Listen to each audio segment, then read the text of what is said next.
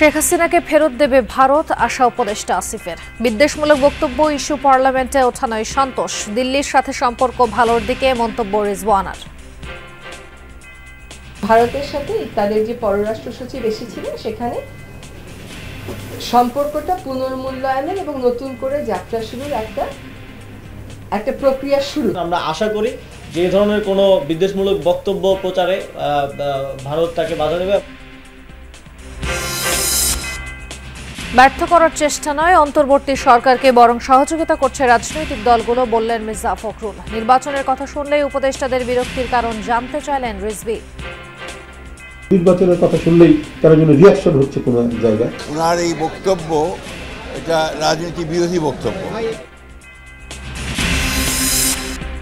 ছাত্রলীগ দিয়ে একের পর এক আন্দোলন দমন করেছে আওয়ামী লীগ। অভিযোগ ছাত্র নেতাদের। লেজুর ভিত্তিক রাজনীতি না করে ছাত্র অধিকারকে প্রাধান্য দেওয়ার আহ্বান।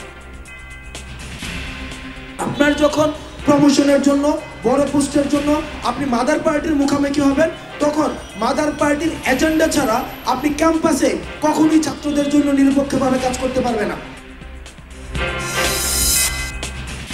জুলাই আন্দোলনে র্যাবের ভূমিকায় ডিজির দুঃখ প্রকাশ। গণঅভ্যুত্থানের মধ্য দিয়ে অবসান হয়েছে হেলমেট বাহিনী যুগের, মন্তব্য ডিএমপি কমিশনারের।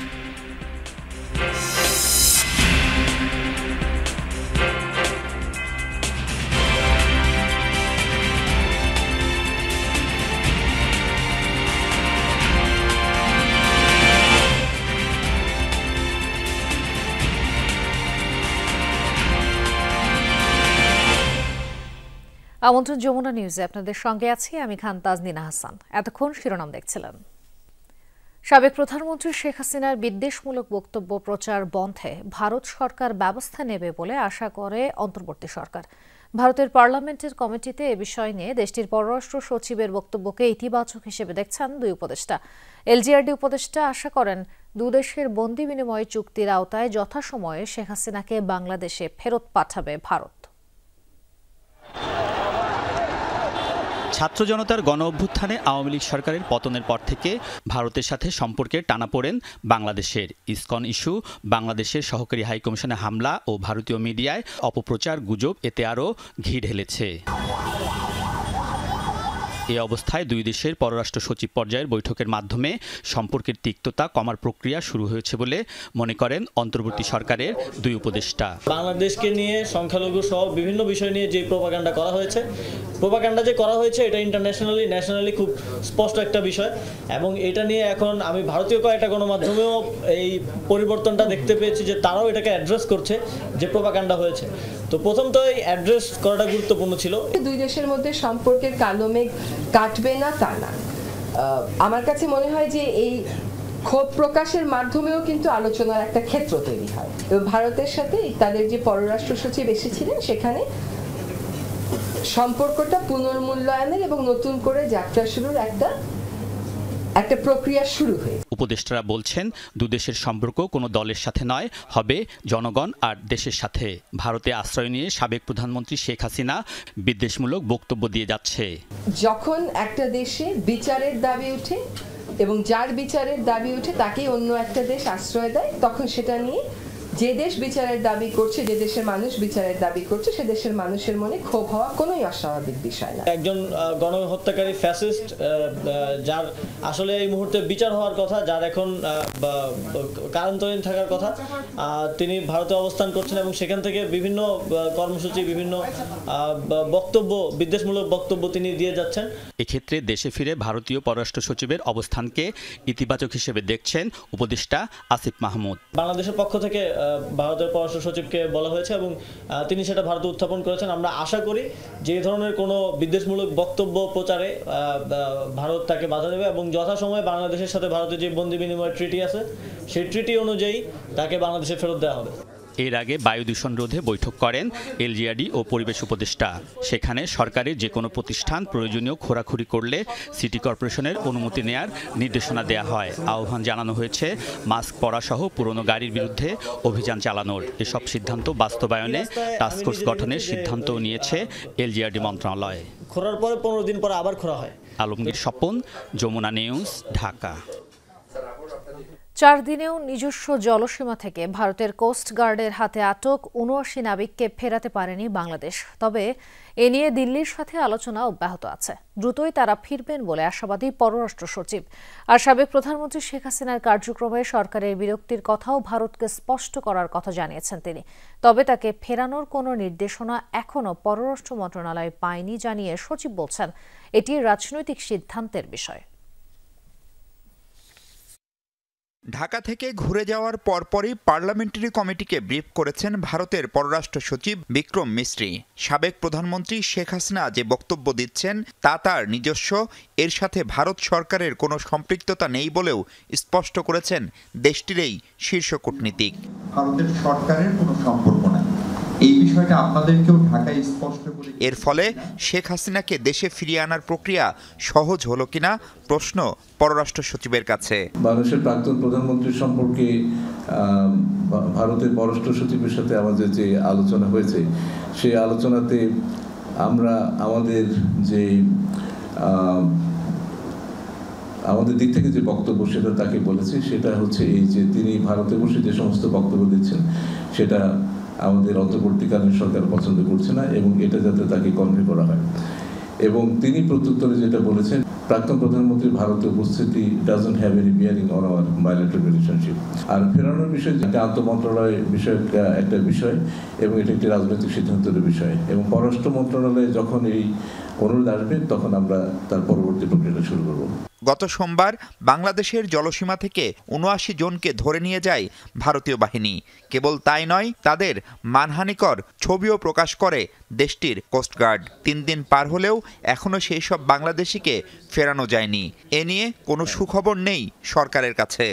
এই বিষয়ে আমরা ভারতের সাথে যোগাযোগ করেছি এবং এ বিষয়ে আলাপ আলোচনা চলছে। আমাদের যারা ভারতীয় কর্তৃপক্ষের হাতে আছে তাদেরকে ফিরিয়ে আনার জন্য, এবং আমাদের প্রত্যাশা যে আলাপ আলোচনার মাধ্যমে আমরা তাদেরকে শীঘ্র দেশে ফিরিয়ে আনতে পারবো।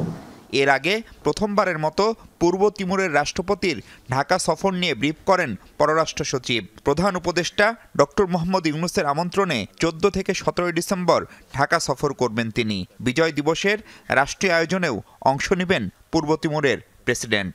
তিমুর লেস্টের মহামান্য রাষ্ট্রপতির সরকারি সফরে বিভিন্ন ক্ষেত্রে দ্বিপাক্ষিক সহযোগিতার বিষয়ে আলোচনার পাশাপাশি একটি দ্বিপাক্ষিক চুক্তি। মাহফুজ মিশু, যমুনা নিউজ, ঢাকা। ব্যর্থ করার চেষ্টা তো নয়ই, বরং অন্তর্বর্তী সরকারকে সহযোগিতা করছে রাজনৈতিক দলগুলো। বৃহস্পতিবার দুপুরে যুক্তরাজ্য থেকে ফিরে তথ্য উপদেষ্টার এক মন্তব্যের প্রতিক্রিয়ায় একথা বলেছেন বিএনপি মহাসচিব মির্জা ফখরুল ইসলাম আলমগীর।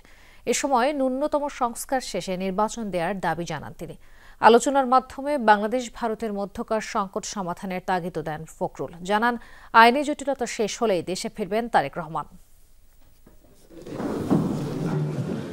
পরিবর্তিত পরিস্থিতিতে 30 নভেম্বর সস্ত্রীক যুক্তরাজ্য যান বিএনপি মহাসচিব মির্জা ফখরুল ইসলাম আলমগীর। দলের ভারপ্রাপ্ত চেয়ারম্যান তারেক রহমানও সেখানে অবস্থান করায় তাঁর এই সফর নিয়েছিল সবার আগ্রহ।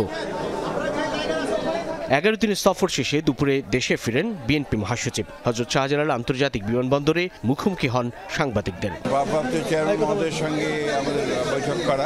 এ সময় ব্রিটিশ গ্লোবাল পার্টনার্স গভর্নেন্স জিপিজির প্রতিনিধি দলের সঙ্গে হওয়া বৈঠকে তথ্য উপদেষ্টার মন্তব্যের প্রতিক্রিয়া জানান বিএনপি মহাসচিব। বলেন, অন্তর্বর্তী সরকারকে ব্যর্থ করার চেষ্টা করছে রাজনৈতিক দলগুলো, এমন বক্তব্য রাজনীতি বিরোধী। আমি জানি না কোন প্রেক্ষিতে বলেছেন, কি বলেছেন তা জানি না, কিন্তু ওনার এই বক্তব্য এটা রাজনীতি বিরোধী বক্তব্য, এবং আমি আশা করি না যে তারা এই ধরনের বক্তব্য রাখবেন। রাজনৈতিক দলগুলো সবসময়ই এই অন্তর্বর্তীকালীন সরকারকে সমর্থন করেছে এবং সমর্থন করার উদ্দেশ্য একটা আছে, সেটা হচ্ছে গণতন্ত্রকে পুনঃপ্রতিষ্ঠা করা। সংস্কার নয়, নির্বাচনকে প্রাধান্য দিচ্ছে বিএনপি, এমন ধারণাকেও ভুল উল্লেখ করেন মির্জা ফখরুল। বলেন, ন্যূনতম প্রয়োজনীয় সংস্কার শেষে নির্বাচন দিতে হবে। এই ধরনের ধারণাটা সম্পূর্ণ ভুল। আমরা 2 বছর আগে সংস্কারের কথা বলেছি, 31 দফা সংস্কার দিয়েছি, এবং আমরা এখনও বলছি যে আমরা ন্যূনতম সংস্কারগুলো করে নির্বাচন দেওয়ার জন্য। এই জন্যে যে বাংলাদেশে যে সমস্যাগুলো তৈরি হচ্ছে, এই সমস্যাগুলো নির্বাচিত সরকার ছাড়া সমাধান করা বেশ চ্যালেঞ্জিং। উল্লেখ করেন নেতাকর্মীদের ধৈর্য ধরার আহ্বান জানিয়েছেন বিএনপির ভারপ্রাপ্ত চেয়ারম্যান তারেক রহমান। ভারত ও বাংলাদেশের চলমান সংকট সমাধানে গুরুত্ব দেন আলোচনার উপর। ভারপ্রাপ্ত চেয়ারম্যান সাহেব বার্তা দিয়েছে যে আপনারা সবাই ধৈর্য ধরবেন। একটা বিশাল বিজয় সূচিত হয়েছে জনগণের। এই বিজয়কে ফলপ্রসূ করতে হলে অবশ্যই সকলকে ধৈর্য ধরে কাজ করতে হবে এবং গণতন্ত্রকে প্রতিষ্ঠা করতে হবে এবং গণতন্ত্রের যেটা প্রথম পদক্ষেপ ফটক, সেই ফটকে নির্বাচনের জন্য সকলকে প্রস্তুতি নিতে হবে। তারেক রহমানের বিরুদ্ধে দায়ের করা সব মামলা মোকদ্দমার কার্যক্রম শেষ হলেই তিনি দেশে ফিরবেন, এমনটাও নিশ্চিত করেন বিএনপি মহাসচিব। মামলা মোকদ্দমাগুলো শেষ হলেই চলে আসবে। সাইফুদ্দিন রবিন, যমুনা নিউজ, ঢাকা। নির্বাচন গণতন্ত্র চর্চার বড় উপাদান, কিন্তু ভোটের কথা শুনলেই উপদেষ্টাদের এত নেতিবাচক প্রতিক্রিয়া কেন জানতে চান বিএনপি নেতারা। বলেছেন, জনগণের সরকার প্রতিষ্ঠায় সুষ্ঠু নির্বাচনের কোনো বিকল্প নেই। যে কোনো ষড়যন্ত্র মোকাবেলায় দেশের মানুষকে প্রস্তুত থাকার আহ্বানও জানান নেতারা। এদিকে শহীদ বুদ্ধিজীবী ও বিজয় দিবস উপলক্ষে 4 দিনের কর্মসূচি ঘোষণা করেছে বিএনপি। এই প্রোগ্রাম সম্পর্কে বিস্তারিত মহান বিজয় দিবস ও শহীদ বুদ্ধিজীবী দিবস উপলক্ষে বরাবরই দল হিসেবে নানা কর্মসূচি পালন করে বিএনপি। সেই ধারাবাহিকতায় এবছর 4 দিনের কর্মসূচি গ্রহণ করেছে দলটি। শুক্রবার বুদ্ধিজীবী দিবস আর সোমবার হবে বিজয় দিবসের আলোচনা সভা। এছাড়া 14 ও 16 ডিসেম্বর স্মৃতির মিনারে শ্রদ্ধা জানাবে বিএনপির প্রতিনিধি দল।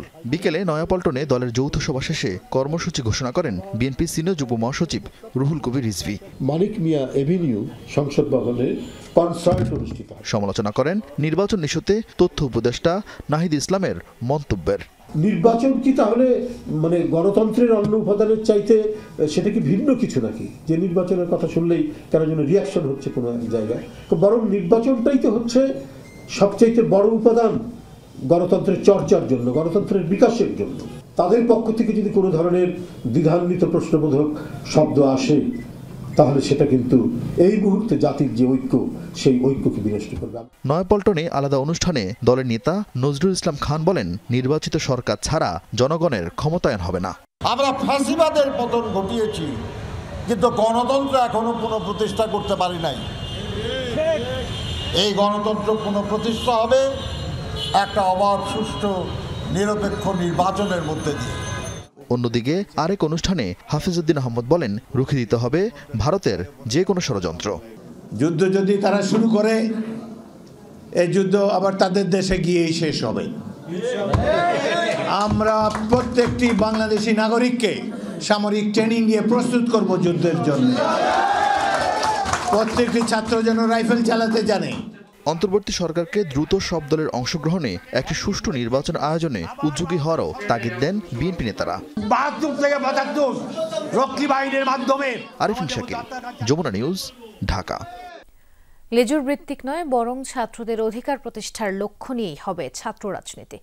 বৃহস্পতিবার সন্ধ্যায় ঢাকা বিশ্ববিদ্যালয়ের স্বোপার্জিত স্বাধীনতা চত্বরে আয়োজিত এক আলোচনা সভায় এ মত ব্যক্ত করেন বিভিন্ন ছাত্র সংগঠনের নেতারা।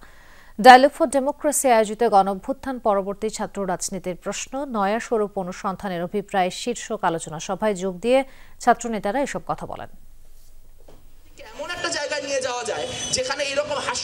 স্বৈরাচার হটানোর পর যে ছাত্র রাজনীতি নিয়ে নানা কথা চলছে নানা অঙ্গনে, তার খোলামেলা আলোচনার জন্যই ডায়ালগ ফর ডেমোক্রেসির এই সভা, যেখানে নতুন বাংলাদেশের আকাঙ্ক্ষার ছাত্র রাজনীতির ভূমিকা, ছাত্র রাজনীতিকে কিভাবে দেখতে চায় শিক্ষার্থীরা, তাই উঠে আসে আলোচনায়। অংশ নেন রাজনৈতিক ও সামাজিক নানা সংগঠনের শীর্ষ নেতারা। বলেন, বিগত আওয়ামী লীগ সরকারের আমলে লেজুর ভিত্তিক ছাত্র রাজনীতির ভয়াবহতা দেখেছে সবাই। ছাত্র অধিকারের নানা আন্দোলন ছাত্রলীগকে দিয়ে যেভাবে দমন করা হয়েছে তা ছিল রীতিমতো ভয়ঙ্কর। তাই সময় এসেছে ছাত্র রাজনীতিকে নতুনভাবে ঢেলে সাজানোর। আপনার যখন প্রমোশনের জন্য, বড় পোস্টের জন্য আপনি মাদার পার্টির মুখোমুখি হবেন, তখন মাদার পার্টির এজেন্ডা ছাড়া আপনি ক্যাম্পাসে কখনোই ছাত্রদের জন্য নিরপেক্ষভাবে কাজ করতে পারবেন না। আপনি যদি সিটের ইস্যুটি দেখেন, তাহলে আপনি দেখবেন আমরা দলীয় ছাত্র রাজনীতি সহ বিশ্ববিদ্যালয়ে দেখেছি, দলীয় ছাত্র রাজনীতি ছাড়া বিশ্ববিদ্যালয়ে দেখেছি। এরপরে ছাত্র রাজনীতি মানে সেখানে খুন খারাপি হচ্ছে, সেখানে হচ্ছে হত্যা, এরপরে তার জন্য সকল ধরনের টর্চার করাটা একটা জায়েজ ব্যবস্থা হয়ে গেছে। আমি আগারও বলছি, কথাগুলো আমার না, বাট অবজারভেশনটা কেন ছাত্র রাজনীতির প্রতি আজকে আমাদেরকে ডায়লগ করতে হচ্ছে, থাকবে কি থাকবে না, অথবা ট্রমাটা কেন তৈরি হলো, সেই প্রসঙ্গে আমি কথাগুলো বলছি। ছাত্র রাজনীতি নিষিদ্ধ এই বক্তব্যের সাথে আমি একমত না। তাহলে কিসের সাথে আমি একমত? আমি একমত হচ্ছে ছাত্র রাজনীতির নামে যা করা হয়েছে, অর্থাৎ চাঁদাবাজি, টেন্ডারবাজি, গেস্ট রুম, গণরুম, অত্যাচার, নির্যাতন, ইভেন আমাকে গেস্ট রুমে ডেকে নিয়ে আমার ফোন বের করে আমি কাদের কাদের ওখানে লাইক দিতেছি সেটা পর্যন্ত চেক করা হয়েছে। মূল আলোচনার পর শুরু হয় উন্মুক্ত প্রশ্নোত্তর পর্ব, যেখানে উঠে আসে ছাত্র সংগঠনগুলোর বিভিন্ন কার্যক্রম, আয়ের উৎস, বৃহৎ রাজনৈতিক দলের লেজুর সহ নানা দিক, যার উত্তর দেন ছাত্র নেতারা। অতীতে যেটা হতো, যারা কনভেনশনাল যে রাজনৈতিক দলগুলো ছিল, তারা বিভিন্ন কোম্পানি থেকে, বিভিন্ন অর্গানাইজেশন থেকে টাকা এনে তারা খেয়ে ফেলতো। অনেকেই আমরা যে কাজটা করছি এখন বৈষম্যবিরোধী ছাত্র আন্দোলন, আমরা জাস্ট ফরওয়ার্ড করছি। সংকীর্ণ জায়গায় আমরা পৌঁছে যাই। দেখেন, শহীদদেরকে নিয়ে আমরা সংকীর্ণতার পরিচয় দিই, যে দুঃখজনক, আসলে কিছু হইতে পারে না। একজন শহীদ কি দলের জন্য হয়? এই আন্দোলন কি শুধু দলের ছিল? এই আন্দোলন তো সবার ছিল, এর না মাজলুমদের ছিল, ফ্যাসিবাদের বিরুদ্ধে ছিল। তাহলে কেন আমরা আজকে বারবার একটা দলকে বা কাউকে, শহীদকে নিজের করে নিচ্ছি? অনুষ্ঠানে ছাত্র নেতাদের মোদ্দা কথা, শিক্ষার্থীদের অধিকার নিয়েই হবে ছাত্র রাজনীতি। এ সময় ডাকসু সহ সকল শিক্ষা প্রতিষ্ঠানের ছাত্র সংসদ চালুর বিষয়ে জোর দেন ছাত্র নেতারা। আমরা আসলে ভাই ট্রমাটাইজ, এই ট্রমাটাইজড হওয়ার কারণে আমরা এই প্রশ্নগুলি করতেছি। যদি একটু মেথডিক্যালি চিন্তা করে দেখেন, ডাকসু থাকা আর ছাত্র সংগঠন আলাদাভাবে থাকা, এটা কিন্তু পরস্পর বিরোধী কোনো জিনিস না। রিয়াজ রায়হান, যমুনা নিউজ, ঢাকা। গুম খুনের অভিযোগ স্বীকার করে ভুক্তভোগীদের কাছে ক্ষমা চাইল র্যাব। সংস্থাটির মহাপরিচালক জানান, আয়নাঘর ছিল, তদন্তের স্বার্থে সেটি অক্ষত রাখার পরামর্শ দিয়েছে গুম খুন কমিশন। র্যাব বিলুপ্তির বিষয়ে সরকারের সিদ্ধান্তই চূড়ান্ত, একথাও বলেন ডিজি। বৃহস্পতিবার সকালে কারওয়ান বাজারে র্যাব মিডিয়া সেন্টারে সমসাময়িক বিষয় নিয়ে আলোচনা হয়। সম্প্রতি মানবাধিকার লঙ্ঘন এবং বিচার বহির্ভূত হত্যাকাণ্ডের অভিযোগ তুলে পুলিশ সংস্কার কমিশনের কাছে র্যাব বিলুপ্তির সুপারিশ করেছে বিএনপি। এরপরই সংবাদ সম্মেলনে আসেন সংস্থাটির প্রধান AKM শহীদুর রহমান। জানান, সরকারের সিদ্ধান্তই চূড়ান্ত গণ্য করবে র্যাব। সরকার যে সিদ্ধান্ত গ্রহণ করবে সেটাই শিরোধার্য। এ সময় প্রথমবার র্যাবের বিরুদ্ধে গুম ও খুনের অভিযোগ স্বীকার করলেন সংস্থাটির প্রধান। মন্তব্য করেন, সুষ্ঠু তদন্ত এবং বিচারের মাধ্যমে র্যাবের দায়মুক্তি সম্ভব। যে র্যাব সৃষ্টির পর আজ পর্যন্ত যে সমস্ত জনগণের যারা র্যাব দ্বারা নির্যাতিত বা অত্যাচারিত হয়েছেন তাদের কাছে, এবং যারা হত্যাকাণ্ডের শিকার হয়েছেন, যেমন নারায়ণগঞ্জের 7 খুন সহ যারা র্যাব কর্তৃক হত্যাকাণ্ডের শিকার হয়েছেন, তাদের পরিবারের কাছে আমরা দুঃখ প্রকাশ করি এবং ক্ষমা প্রার্থনা করি। সুষ্ঠু নিরপেক্ষ তদন্তের মাধ্যমে আমাদের বিরুদ্ধে যে অভিযোগ আছে তার সুষ্ঠু তদন্ত হবে এবং এর বিচার হবে, এবং এইভাবেই আমাদের দায়মুক্তি সম্ভব। র্যাবে আয়নাঘর ছিল এমনটা স্বীকার করেন মহাপরিচালক। জানান, গুম খুন কমিশনের নির্দেশে আলামত অক্ষত রাখা হয়েছে। একই সাথে বলেন, র্যাবের কেউ অপরাধে জড়ালে নেওয়া হবে উপযুক্ত ব্যবস্থা। জানান, এখন পর্যন্ত 58 কর্মকর্তা সহ 4000-এর বেশি র্যাব সদস্য শাস্তি পেয়েছেন। র্যাবে যে আয়নাঘরের যে বিষয়টা এসেছে সেটা এটা তো ছিল, আছে, এবং কমিশন আমাদেরকে নির্দেশ দিয়েছেন যে যা অবস্থায় আছে ওই অবস্থায় রাখার জন্য। কোথাও এখন কোনো রকম যেন কোনো পরিবর্তন না করা হয়, অ্যাকর্ডিংলি আমরা ঠিক ওইভাবেই রেখেছি যা যেভাবে ছিল অতীতে। প্রতিষ্ঠার শুরু থেকেই জঙ্গি অভিযান এবং গ্রেপ্তার নিয়ে র্যাব কোনো নাটক সাজিয়েছিল কিনা এমন প্রশ্নে মহাপরিচালক বলেন, দেশে জঙ্গি তৎপরতা ছিল, জঙ্গিদের তৎপরতা ছিল। গণ অভ্যুত্থান চলাকালে ছাত্র জনতার উপর গুলি করার ভিডিও দেখে অনেককে আটক করা হয়। এখন পর্যন্ত সাবেক মন্ত্রীসহ মোট 353 জনকে গ্রেপ্তার করা হয়েছে বলে জানায় সংস্থাটি। রাব্বি সিদ্দিকী, যমুনা নিউজ, ঢাকা। 5 আগস্ট গণঅভ্যুত্থানের মধ্য দিয়ে হেলমেট বাহিনীর সেই যুগের অবসান ঘটেছে, এ মন্তব্য করেছেন ডিএপি কমিশনার শেখ মোহাম্মদ সাজ্জাদ আলী। বৃহস্পতিবার বিকেলে ক্র্যাব মিলনায়তনে এক অনুষ্ঠানে এমন মন্তব্য করেন তিনি। অফিসাররা তো ডিসিপ্লিন থাকতে হবে, কেন ওনারা হামলা গাম্বা দুর্ব্যবহার এই মানুষের সাথে বা আপনাদের সাথে বা কারোর সাথেই কেন করবেন? হেলমেট বাহিনীর যুগের অবসান ঘটেছে। 16 ডিসেম্বর, 25শে ডিসেম্বর এবং ইংরেজি নববর্ষকে কেন্দ্র করে নিরাপত্তার কোনো ঘাটতি নেই এবং কোনো আশঙ্কা নেই বলে আমি মনে করি। দেশের ওটিটি ও ডিজিটাল প্ল্যাটফর্মের সেরা শিল্পী, কলাকুশলী ও কন্টেন্ট নির্মাতাদের স্বীকৃতি দিতে অনুষ্ঠিত হল Blender's Choice the Daily Star OTT and digital content অ্যাওয়ার্ডসের 3য় আসর। বৃহস্পতিবার সন্ধ্যায় বঙ্গবন্ধু আন্তর্জাতিক সম্মেলন কেন্দ্রের হল অব ফেম মিলনায়তনে blenders Choice, the Daily Star OTT and digital content awards 2023 অনুষ্ঠিত হয়। অনুষ্ঠানে ওটিটিতে সেরা অভিনয়শিল্পী, সেরা সঙ্গীত শিল্পী, কলাকুশলী সহ 4 বিভাগে 30 জনকে ক্যাটাগরিতে সেরাদের পুরস্কার দেওয়া হয়। সেরা চিত্রগ্রাহকের পুরস্কার ওঠে জনপ্রিয় ওয়েব সিরিজ মহানগরের চিত্রগ্রাহক শেখ রাজিবুল ইসলামের হাতে। অনুষ্ঠানে ইস্পাহানি টি লিমিটেডের পরিচালক মির্জা আহমেদ এবং দ্য ডেইলি স্টার সম্পাদক ও প্রকাশক মাহফুজ আনাম উপস্থিত ছিলেন। অনুষ্ঠান শেষে পুরস্কারপ্রাপ্তরা জানান তাদের অনুভূতি আর দায়িত্ববোধ বেড়ে যাওয়ার কথা।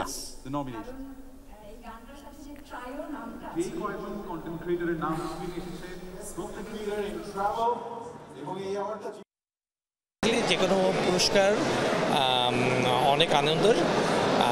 আমার কাছে যেটা মনে হয় যে এটা আমার ভবিষ্যতে কাজ করার জন্য আরও বেশি আগ্রহ জন্মাবে। যারা সিনেমাটোগ্রাফি করতে চায় ভবিষ্যতে, তাদের জন্য এক ধরনের ইন্সপায়ারিং একটা জিনিস হবে। South Asian association for regional cooperation oncologist SFO প্রতিনিধি দলের সঙ্গে বৈঠক করেছেন প্রধান উপদেষ্টা ডক্টর মোহাম্মদ ইউনূস। বৃহস্পতিবার সকালে প্রধান উপদেষ্টার বাসভবন যমুনা থেকে ভিডিও কনফারেন্সের মাধ্যমে তিনি বৈঠকে যুক্ত হন। এ সময় সার্ক ফেডারেশন অব অনকোলজিস্টের প্রতিষ্ঠাতা অধ্যাপক ডক্টর ABMF করিমের অবদানের প্রতি শ্রদ্ধা জানান ডক্টর ইউনূস। একই সাথে তাঁর সঙ্গে ব্যক্তিগত যোগাযোগের অভিজ্ঞতার কথা উল্লেখ করেন। প্রধান উপদেষ্টা বলেন, ক্যান্সার চিকিৎসায় যে প্রযুক্তিগত সহায়তা প্রয়োজন তা এখনও মিলছে না।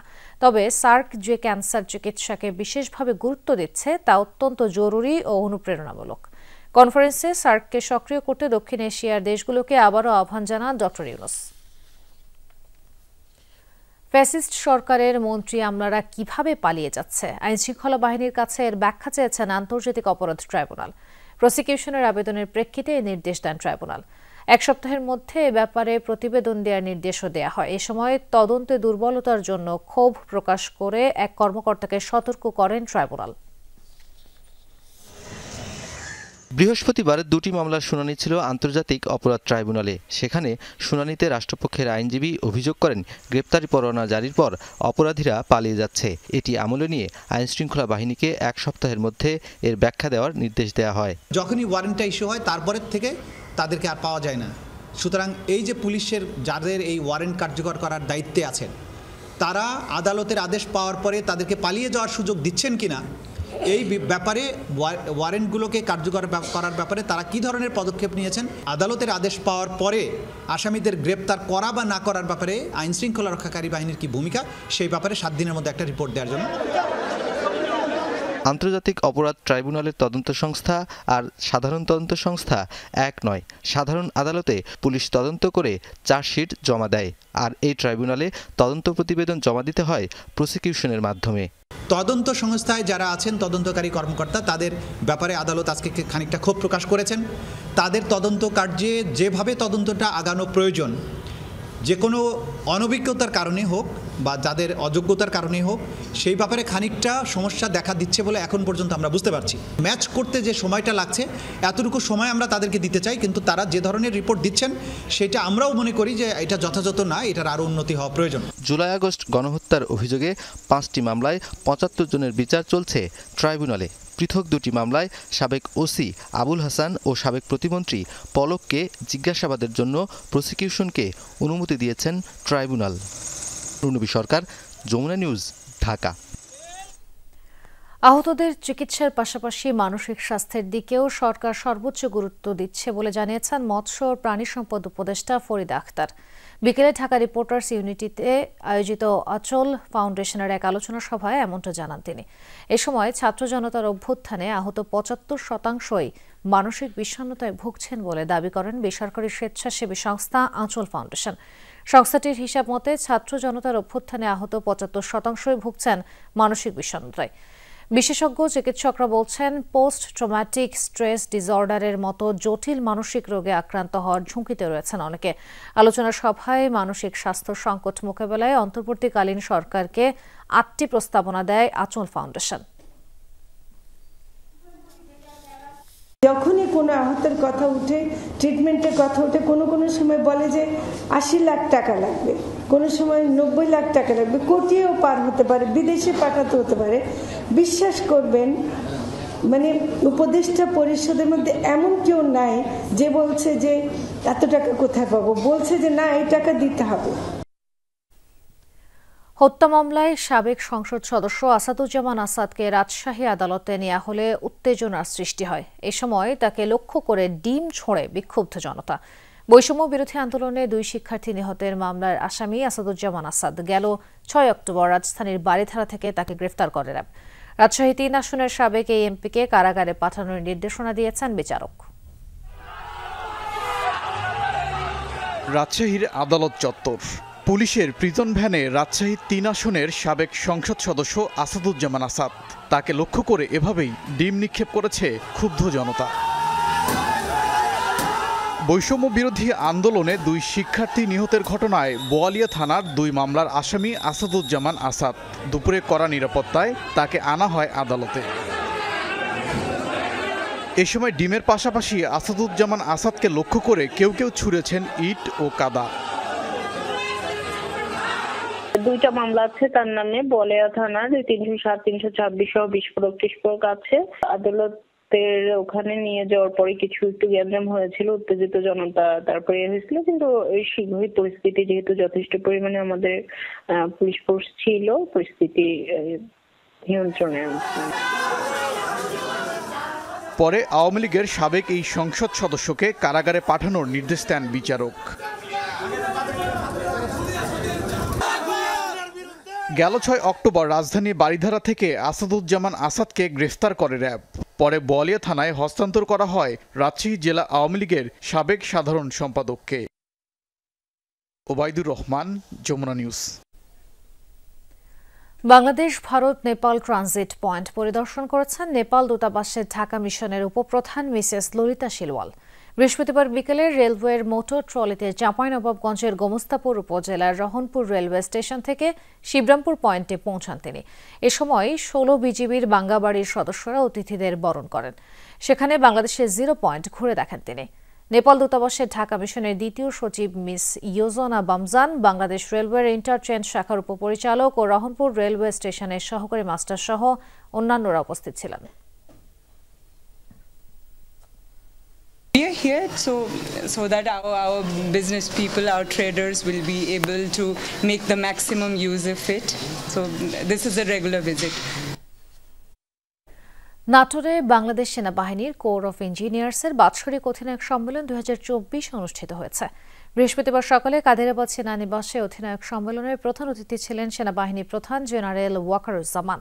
উদ্বোধনী বক্তব্যে ইঞ্জিনিয়ার কোরের পেশাগত দক্ষতা বৃদ্ধি ও দেশ বিদেশে পরিচালিত বিভিন্ন কার্যক্রম সহ দেশ সেবায় এই কোরের অবদানের কথা তুলে ধরেন সেনাপ্রধান। সেই সাথে নিত্য নতুন চ্যালেঞ্জ মোকাবেলায় সর্বদা প্রস্তুত থাকতে কোরের সদস্যদের আহ্বান জানান তিনি। সম্মেলনে সেনাবাহিনী ও কোর অফ ইঞ্জিনিয়ার্সের জ্যেষ্ঠ কর্মকর্তা সহ বিভিন্ন ইউনিট অধিনায়করা উপস্থিত ছিলেন।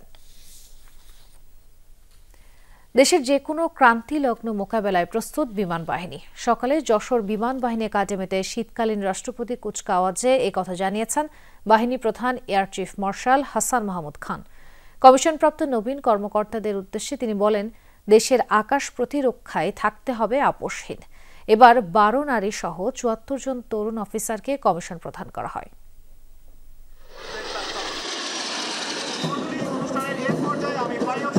কুয়াশাচ্ছন্ন আকাশে উঠছে লাল সবুজের পতাকা। যশোরে বাংলাদেশ বিমান বাহিনী একাডেমির প্যারেড গ্রাউন্ডের আকাশে ছিল বৈমানিকদের প্রদর্শনী।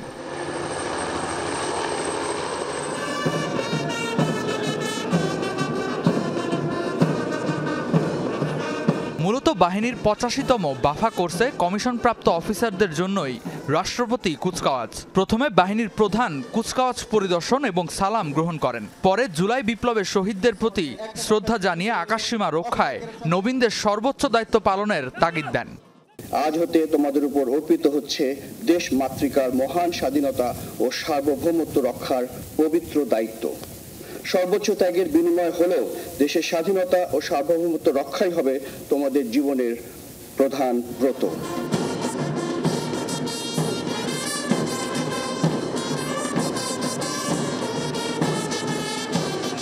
বলেন, দেশের যে কোনো ক্লান্তিলগ্ন মোকাবেলায় প্রস্তুত বাহিনী। মাত্র 3টি বিমান দিয়ে যাত্রা শুরু হলেও বর্তমানে দেশের সার্বভৌমত্ব রক্ষায় তারা সক্ষম। কথা বলেন সীমান্তে আকাশসীমার নিরাপত্তা নিয়েও। বাংলার আকাশ সার্বভৌমত্ব এই মূল মন্ত্রে উজ্জীবিত হয়ে বাংলাদেশ বিমান বাহিনী দেশের আকাশ সীমার উপর আগত যে কোনো হুমকি বা আক্রমণ মোকাবেলা করতে পরিপূর্ণ সক্ষমতা নিয়ে সর্বদা প্রস্তুত আছে। 85তম বাফা কোর্সে সোর্ড অফ অনার এবং বিভিন্ন পদক পাওয়া ক্যাডেট অফিসাররাও রাখলেন শেষ রক্তবিন্দু দিয়ে দেশ রক্ষার প্রতিশ্রুতি। আমি মনে করি যে এই পেশায় নিজেকে নিয়োজিত করতে পেরে দেশ ও জাতির সেবা করতে পেরে নিজেকে আমি ধন্য মনে করছি। ভবিষ্যতে আমি দেশের জন্য নিজের শেষ রক্তবিন্দু দিয়ে হলেও চেষ্টা করে যাব এবং সবসময় চেষ্টা করব দেশ ও দশের জন্য নিজেকে নিয়োজিত করতে। আমি কৃতজ্ঞতা স্বীকার করছি আমার সকল দক্ষ প্রশিক্ষকগণের প্রতি, যারা আমাকে একটি কাদামাটি থেকে অবয়বে আসতে সাহায্য করেছেন। আমি সকলের প্রতি চিরকৃতজ্ঞ থাকব এবং চেষ্টা করব দেশ এবং দেশের মানুষের জন্য ভবিষ্যতে কিছু করার। 30 জন জেনারেল ডিউটি পাইলট এবং 44 জন গ্রাউন্ড অফিসার সহ মোট 74 জন কমিশন পেয়েছেন এবারের রাষ্ট্রপতি কুচকাওয়াজে। বিমান বাহিনীর উন্নয়ন ও আধুনিকায়নের ধারাবাহিকতা অব্যাহত রাখতে প্রশিক্ষণ শেষে কমিশন লাভ করেছেন একদল তরুণ অফিসার। সকলের প্রত্যাশা বাংলার আকাশ মুক্ত রাখতে দীপ্ত ভূমিকা পালন করবে তারা। রেদওয়ান আহমেদ, বিমান বাহিনী একাডেমি, যশোর। মূল্যস্ফীতি সহনীয় পর্যায়ে আসতে আরও 10 থেকে 12 মাস সময় লাগবে বলে মন্তব্য করেছেন বাংলাদেশ ব্যাংকের গভর্নর আহসান এইচ মনসুর। বৃহস্পতিবার সন্ধ্যায় রাজধানীর একটি হোটেলে বাংলাদেশ ইনভেস্টার্স কনফারেন্সে এই মন্তব্য করেন তিনি। জানান, দুর্বল ব্যাংকগুলোর সব তথ্য উপাত্ত যাচাই করবে বাংলাদেশ ব্যাংক। দেশের বাইরে যারা অর্থ নিয়ে গেছে সেটা খুঁজে বের করা হবে। প্রয়োজনে ইউরোপ আমেরিকার রাজনৈতিক সাহায্য নেওয়া হবে বলেও জানান তিনি। নির্বাচিত সরকারের জন্য ভারসাম্যপূর্ণ অর্থনীতি রেখে যাওয়ার প্রত্যাশা গভর্নরের। এ সময় আমানতকারীদের ধৈর্য ধরার আহ্বানও জানান তিনি। ঢাকা বিশ্ববিদ্যালয় ক্যাম্পাসে যানবাহন নিয়ন্ত্রণের জন্য 7টি প্রবেশদ্বারে স্থাপিত যানবাহন চলাচল নিয়ন্ত্রণ ব্যারিয়ার এবং সিকিউরিটি ও সার্ভিল্যান্স বক্স উদ্বোধন করা হয়েছে। বৃহস্পতিবার ঢাকা বিশ্ববিদ্যালয়ের উপাচার্য অধ্যাপক ডক্টর নিয়াজ আহমদ খান পলাশী মোড় সংলগ্ন বিশ্ববিদ্যালয়ের প্রবেশদ্বারে এক অনুষ্ঠানে প্রধান অতিথি হিসেবে উপস্থিত থেকে নবনির্মিত এসব ব্যারিয়ার এবং সিকিউরিটি ও সার্ভিল্যান্স বক্স উদ্বোধন করেন। উদ্বোধনী অনুষ্ঠানে কোষাধ্যক্ষ অধ্যাপক ডক্টর মোহাম্মদ জাহাঙ্গীর আলম চৌধুরী, প্রক্টর সহযোগী অধ্যাপক সাইফুদ্দিন আহমদ এবং ঢাকা মহানগর পুলিশের রমনা বিভাগের উপ পুলিশ কমিশনার মাসুদ আলম সহ বিশ্ববিদ্যালয়ের প্রকৌশল দফতর ও এস্টেট অফিসের কর্মকর্তারা উপস্থিত ছিলেন। বিশ্ববিদ্যালয়ের পলাশীর মোড়, নীলক্ষেত মোড়, শহীদ মিনার, শাহবাগ, শহীদুল্লাহ হল, হাইকোর্ট মোড় এবং শিববাড়ি ক্রসিং মোড়ে এসব ব্যারিয়ার এবং সিকিউরিটি ও সার্ভিল্যান্স বক্স স্থাপন করা হয়েছে। স্বৈরাচারের মতো কেউ দেশের ক্ষতি করতে চাইলে তাদের প্রতিহত করা হবে, এমনটাই বলেছেন বিএনপির স্থায়ী কমিটির সদস্য ডক্টর আব্দুল মঈন খান। বিকেলে নরসিংদীর পলাশ উপজেলা অডিটোরিয়ামে বিএনপির প্রতিষ্ঠাতা সদস্য মঈন খানের বাবা আব্দুল মোমেন খানের 40তম মৃত্যুবার্ষিকী স্মরণে ছিল আয়োজন। সেখানেই তিনি বলেন, বিএনপির মতো সবাইকে জনগণের ভোটাধিকারে বিশ্বাস করতে হবে। দ্রুততম সময়ের মধ্যে প্রয়োজনীয় সংস্কার শেষে নির্বাচনের ব্যবস্থা করতে বর্তমান সরকারের প্রতি আহ্বান জানান তিনি। যারা লুকিয়ে আছে তারা যদি মনে করে থাকে তারা আবার বাংলাদেশে এসে তাদের স্বৈরাচার আবার নতুন করে কায়েম করবে, তাহলে আমি স্পষ্ট ভাষায় বলে দিতে চাই তারা প্রকাশ সঙ্গে বসবে। বাংলাদেশ ব্র্যান্ড ফোরামের আয়োজনে অনুষ্ঠিত হল তৃতীয় বাংলাদেশ সি সুট অ্যাওয়ার্ডস ও 8ম লিডারশিপ সামিট। বৃহস্পতিবার সন্ধ্যায় রাজধানীর লা মেরিডিয়ান হোটেলে আয়োজন করা হয় এটির। অনুষ্ঠানে বাংলাদেশের ব্যবসায়িক ক্ষেত্রের 22 জন শীর্ষস্থানীয় কর্মকর্তাকে সম্মাননা প্রদান করা হয়। এবছর 24টি বিভাগে বিজয়ীদের সম্মাননা প্রদান করা হয়। আয়োজনে প্রধান অতিথি হিসেবে উপস্থিত ছিলেন বাণিজ্য উপদেষ্টা শেখ বশির উদ্দিন। বলেন, দূরদর্শী নেতৃত্ব নতুন সুযোগ তৈরি, চ্যালেঞ্জ কাটিয়ে ওঠা এবং দেশকে একটি সমৃদ্ধ ভবিষ্যতের দিকে এগিয়ে নিয়ে যায়। লিডারশিপ সামিট এবং বাংলাদেশ সি শার্ট অ্যাওয়ার্ডসের মতো আয়োজনগুলো উদ্ভাবনের সংস্কৃতি গড়ে তোলার কাজকে স্বীকৃতি দেওয়ার জন্য গুরুত্বপূর্ণ বলে মনে করেন বাণিজ্য উপদেষ্টা। বিআইসিসিতে উদ্বোধন হল 2 দিনব্যাপী সোসাইটি অফ অবস্ট্রেটিক্যাল ফিস্টুলা সার্জন কনফারেন্সের, যেখানে বিশ্বের বিভিন্ন প্রান্ত থেকে 5 শতাধিক চিকিৎসক, স্বাস্থ্য বিশেষজ্ঞ ও গবেষকরা একত্রিত হয়েছেন। এবারের কনফারেন্সের মূল উদ্দেশ্য প্রসবজনিত ফিস্টুলা সম্পর্কিত সচেতনতা বৃদ্ধি, উন্নত চিকিৎসার সুযোগ তৈরি করা ও এই রোগের বিরুদ্ধে বিশ্বব্যাপী যৌথ প্রচেষ্টা গড়ে তোলা। কনফারেন্সে আইসফসের সভাপতি অধ্যাপক সাইবা আক্তার 2030 সালের মধ্যে বিশ্বের সব দেশ থেকে প্রসবজনিত ফিস্টুলা নির্মূলের প্রতিশ্রুতি দেন। শুরু হলো 19তম সার্ক ফেডারেশন অনকোলজিস্ট সহ কনফারেন্স। একই সাথে শুরু হলো দ্বিতীয় global health catalyst Dhaka summit, bridging the gap by collaboration. এই স্লোগানে কর্মসূচিটি শুরু হয়। বৃহস্পতিবার সকালে অনুষ্ঠানের উদ্বোধন করেন প্রধান উপদেষ্টা ডক্টর ইউনূস। কনফারেন্সের অন্যতম প্রধান লক্ষ্য তরুণ অনকোলজিস্টদের এগিয়ে নিয়ে আসা। এই কর্মসূচিতে বিশ্বের বিভিন্ন দেশ থেকে 1200 জনেরও বেশি অংশগ্রহণকারী নিবন্ধন করেছেন। 50 জনেরও বেশি শীর্ষস্থানীয় ক্যান্সার বিশেষজ্ঞ এতে অংশ নিচ্ছেন। কর্মসূচিটি ক্যান্সার সচেতনতা এবং চিকিৎসা ক্ষেত্রে একটি নতুন দিগন্ত উন্মোচন করবে। একই সাথে সার্ক অঞ্চলের ক্যান্সারের বর্তমান অবস্থা সম্পর্কিত ল্যান্সেট সিরিজ আনুষ্ঠানিকভাবে উদ্বোধন করা হবে। 3 দিন ব্যাপী চলবে এই সামিট।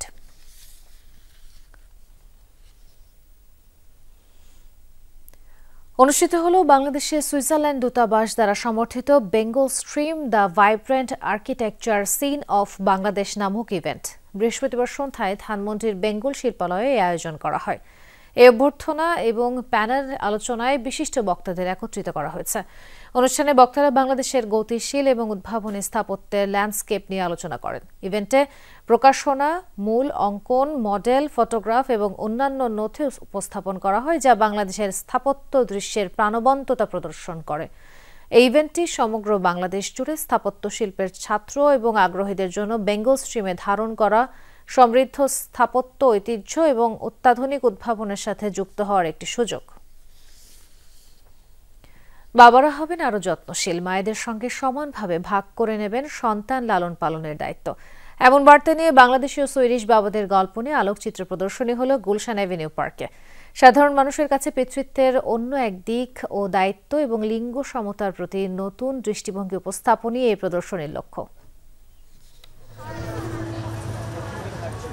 ফ্রেমে বন্দি বাবাদের সুখানুভূতি, সন্তানের সাথে যে সখ্যতা, মিত্রতা কিংবা খুনসুটি, তাই লেন্স ক্যামেরায় রশ্মি ছড়াচ্ছে রাজধানীর গুলশান অ্যাভিনিউ পার্কে। সুইডিশ দূতাবাস ও জাতিসংঘের বেশ কয়েকটি সংস্থার যৌথ উদ্যোগে এই আলোকচিত্র প্রদর্শনীর শিরোনাম বাংলাদেশি ও সুইডিশ বাবা। মূলত বাবাদের কাজের প্রচলিত ধারণায় পরিবর্তন ও লিঙ্গ সমতার বিষয়ে সচেতনতা বাড়াতেই এই উদ্যোগ। প্রদর্শনীতে বাবা হিসেবে পুরুষদের নতুন পরিচয় তুলে ধরা হয়, যেখানে তারা শুধুমাত্র পরিবারের আর্থিক যোগানদাতা নয়, বরং সন্তানের লালন পালনে সরাসরি জড়িত। পিতৃত্ব মানেই শুধু পরিবারের আয় নিশ্চিত করা নয়, বাবা হিসেবে সন্তানের জীবনে যত্নশীল ভূমিকা পালন করা এবং তাদের মানসিকভাবে সমর্থন দেয়া অত্যন্ত গুরুত্বপূর্ণ। এই প্রদর্শনীটি আমাদের নতুন করে ভাবতে শিখিয়েছে কিভাবে আধুনিক বাবা হওয়া সম্ভব এবং তার সমাজের জন্য কতটা প্রয়োজনীয়। বাংলাদেশে গৃহস্থালী কাজের অধিকাংশ দায়িত্ব নারীরা পালন করে থাকেন। এটি নারীদের কর্মজীবন থেকে শুরু করে তাদের আর্থিক ও সামাজিক অগ্রগতির পথে বড় বাধা সৃষ্টি করে। কিন্তু আমরা এখন এমন বাবাদের গল্প শুনছি যারা এই প্রথাগত দৃষ্টিভঙ্গি থেকে বেরিয়ে এসে পরিবারে সমতার বার্তা ছড়িয়ে দিচ্ছেন। ছবির গল্পে সন্তানদের প্রতি শুধু ভালোবাসা বা দায়িত্বের গল্পই বলে না, বরং সমাজের প্রচলিত লিঙ্গভিত্তিক ধারণাগুলো ভাঙার প্রতীকও বটে। আমার এর থেকে বড় পাওয়ার কিছু নেই। বাবা কাজ করে, বাবা আমার সাথে খেলে, বাবা আমাকে ভালোবাসে। আমাদের সমাজের যে জেন্ডার রোল, সেই রোলে বাবাদের আরো অনেক কিছু করার আছে এবং এটাকে নতুন করে আসলে আবিষ্কার করার আছে। মাদের অবদান অস্বীকার করার উপায় নেই। প্রদর্শনীতে বাংলাদেশের 23 জন বাবার চিত্র তুলে ধরা হয়েছে। আগামী বছর থেকে এই প্রদর্শনীটি শুধু ঢাকায় সীমাবদ্ধ থাকবে না, অনুষ্ঠিত হবে অন্যান্য শহরেও। আহমেদ রেজা, যমুনা নিউজ, ঢাকা। মালয়েশিয়ায় এক বাংলাদেশিকে হত্যার দায়ে মিয়ানমারের 2 নাগরিককে অভিযুক্ত করেছে দেশটির আদালত। নিহত প্রবাসী বাংলাদেশি ওই ব্যক্তির নাম মোহাম্মদ জাহাঙ্গীর আলম। গেল মাসের 27 তারিখ স্থানীয় সময় রাতে তাকে হত্যা করা হয়। এ হত্যার দায়ে অভিযুক্ত মিয়ানমারের 2 নাগরিক হলেন সান হটিক ও খিন মং উইন। অভিযুক্ত 2 ব্যক্তির বিরুদ্ধে যৌথভাবে হত্যা মামলা দায়ের করেছে ম্যাজিস্ট্রেট আদালত। তবে মামলাটি হাইকোর্টের আওতাধীন থাকায় কোনো স্বীকারোক্তি নেওয়া হয়নি অভিযুক্ত 2 ব্যক্তির। মালয়েশিয়ায় অভিবাসন প্রত্যাবাসন কর্মসূচির মাধ্যমে দেশে ফেরার জন্য নিবন্ধন করেছেন 31,000-এরও বেশি অভিবাসী। চলতি বছরের 1 মার্চ থেকে শুরু হওয়া এই কার্যক্রম এখন প্রায় শেষের দিকে। বাংলাদেশি সহ এই প্রত্যাবাসন কর্মসূচিতে নিবন্ধন করেছে বিভিন্ন দেশে 2 লাখেরও বেশি অভিবাসী। বুধবার এক সংবাদ সম্মেলনে দেশটির অভিবাসন বিভাগ জানায়, ভারত, পাকিস্তান, ইন্দোনেশিয়া, মিয়ানমার সহ বিশ্বের কমপক্ষে 110টি দেশের নাগরিক নিজ দেশে ফিরতে নিবন্ধন করেছে এই কার্যক্রমে। এরই মধ্যে নিজ দেশে ফেরত পাঠানো হয়েছে 1 লাখেরও বেশি অভিবাসীকে। আগামী 31 ডিসেম্বর পর্যন্ত চলবে এই কার্যক্রম। এর মধ্যে দেশটির অবৈধ অভিবাসীরা নিজ দেশে ফিরে না গেলে তাদের বিরুদ্ধে নেওয়া হবে কঠোর পদক্ষেপ, জানিয়েছেন কর্তৃপক্ষ। বাহরাইনে অনুষ্ঠিত হয়েছে সংবর্ধনা অনুষ্ঠান ও নৈশভোজ। দেশটির জালালাবাদ অ্যাসোসিয়েশনের উদ্যোগে এই আয়োজন করা হয়। সংগঠনটির সাবেক সাধারণ সম্পাদক সম্রাট নজরুল ইসলাম সিদ্দিকীর দক্ষিণ এশিয়া সফর উপলক্ষে এই অনুষ্ঠানের আয়োজন করা হয়। শুক্রবার বাহরাইনের মোহারক শহরে আয়োজিত হয় এই সভা। অনুষ্ঠানে সভাপতিত্ব করেন মোহাম্মদ কায়েস আহমেদ ও পরিচালনা করেন আনোয়ার হোসেন। অনুষ্ঠানের প্রধান অতিথি হিসেবে উপস্থিত ছিলেন আব্দুল বাসিদ আসিদ। বিশেষ অতিথি ছিলেন শামীম আহমেদ অলি, রুহুল আমিন, আব্দুল মতিন, আব্দুল হাই রিপন, টিপু সুলতান সহ সংগঠনের আরও বিভিন্ন নেতারা। সভা শেষে বিশেষ দোয়া ও মোনাজাতের আয়োজন করা হয়। সংযুক্ত আরব আমিরাতে যাত্রা শুরু করল বাংলাদেশি মালিকানাধীন আরও একটি প্রতিষ্ঠান। দেশটির শারজায় উদ্বোধন করা হয়েছে তাউস গ্রুপ অফ কোম্পানির 6ষ্ঠতম প্রতিষ্ঠান। নবোদ্বোধিত প্রতিষ্ঠানটির নাম আল তাউস গভর্নমেন্ট সার্ভিস সেন্টার। এই প্রতিষ্ঠানের মাধ্যমে প্রবাসীদের দেয়া হবে বিভিন্ন প্রশিক্ষণ এবং সরকারি সেবা। নিজের ভাগ্য বদলাতে 2007 সালে বাংলাদেশ থেকে আরব আমিরাতে পাড়ি দেন প্রবাসী ব্যবসায়ী বদিউল আলম। মেধা এবং পরিশ্রমের মাধ্যমে মধ্যপ্রাচ্যের দেশটিতে একের পর এক ব্যবসা প্রতিষ্ঠান চালু করার মাধ্যমে একজন সফল ব্যবসায়ীতে পরিণত হয়েছেন তিনি। কাস্টমার কি চাচ্ছে, তার ত্রুটিটা কি, তার সমস্যাটা কোথায়, এটা ধরে গভর্নমেন্টের যত ধরনের সমস্যা আছে ওগুলো ধরে সার্ভিস দেওয়ার চেষ্টা করি এবং ওই জিনিসটার সমাধান দেওয়ার চেষ্টা করি, যাতে কাস্টমার যেটা বিভিন্ন জায়গায় গিয়ে হয়রানির শিকার হয় সেটা যাতে না হয়। উনি একসাথে দুটো কাজ করছেন, একটি হলো যে কর্মসংস্থানের ব্যবস্থা, আর একটা তাদের রেমিটেন্সটা বাংলাদেশে পাঠানোর জন্য বৈধ পথে তা ওনার একটা প্রচেষ্টা থাকবে। আমরা বিশ্বাস করি এই সমস্ত বাংলাদেশিরা মিলে তাদের সুনাম বৃদ্ধি পাবে এবং ব্যবসা প্রতিষ্ঠানগুলো আরো ব্যাপকভাবে হবে ইনশাআল্লাহ। এই সূত্র ধরেই দেশটির শারজা এলাকায় যাত্রা শুরু করলো তার 6ষ্ঠতম প্রতিষ্ঠান আল তাউস গভর্নমেন্ট সার্ভিস সেন্টার। প্রতিষ্ঠানটিতে বিভিন্ন সরকারি সেবা, মেডিকেলের পাশাপাশি প্রবাসীদের বিদেশে কর্মক্ষম করে তুলতে মিলবে নানা রকম প্রশিক্ষণ। যে ব্যবসায়ী করুক না কেন, আমরা সকল ব্যবসার পিছনে আমাদের যদি সাপোর্ট থাকে তাহলে আমাদের ব্যবসায়ীরা এগিয়ে যাবে। বাংলাদেশ আর তার সমৃদ্ধি অর্জন করতে পারবে তার রেমিটেন্সের মাধ্যমে। আর এই রেমিটেন্সকে শক্তিশালী করতে হলে প্রয়োজন বিদেশ থেকে বা প্রবাস থেকে অর্থনৈতিকভাবে সমৃদ্ধি করা। তো এখানে যদি বাংলাদেশি স্টাফ থাকে আমার মনে হয় এটা সবচেয়ে একটা সুন্দর জায়গা হবে যেখানে বাংলাদেশিরা ভালো সার্ভিস পাবে, কারণ না বোঝার কারণে অনেকেই কিন্তু সার্ভিস থেকে বঞ্চিত থাকে। জাকজমক আয়োজনে সেবামূলক প্রতিষ্ঠানটি উদ্বোধন করেন স্বত্বাধিকারী মোহাম্মদ বদিউল আলম, ইঞ্জিনিয়ার মোয়াজ্জেম হোসেন। এ সময় আরও উপস্থিত ছিলেন জাকির হোসেন, শাহাদাত হোসেন, করিমুল হক, শহীদুল ইসলাম সহ বিভিন্ন গুরুত্বপূর্ণ ব্যক্তিবর্গ।